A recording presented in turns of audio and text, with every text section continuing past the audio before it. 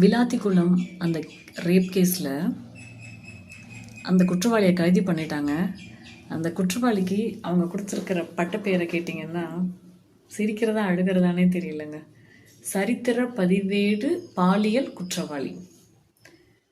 எதுலையோ சரித்திரம் படைச்சாச்சு. பாலியல் குற்றம் பண்ணுறதுல சரித்திரம் படைத்தவர் அவருக்கு ஜாமீன் கொடுத்து வெளியில் விட்டுருக்காங்க.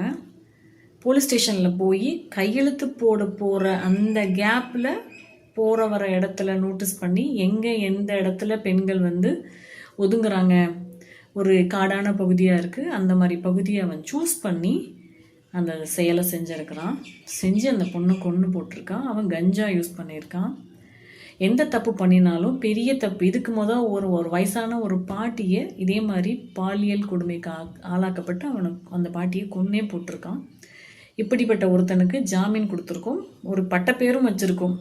சரித்திர பதிவேடு குற்றவாளி, பாலியல் குற்றவாளி. இந்த பேரை கேட்கும் போதே நிஜமாகவே எனக்கெல்லாம் கலங்குதுங்க.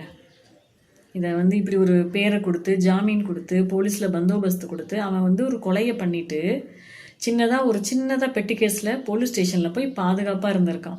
அவனுக்கு தெரிஞ்சிருக்குது போலீஸ் ஸ்டேஷன் பாதுகாப்பான இடம் குற்றவாளிகளுக்குன்னு. இந்த வீடியோ பிடிச்சிருந்தா லைக் பண்ணுங்கள்.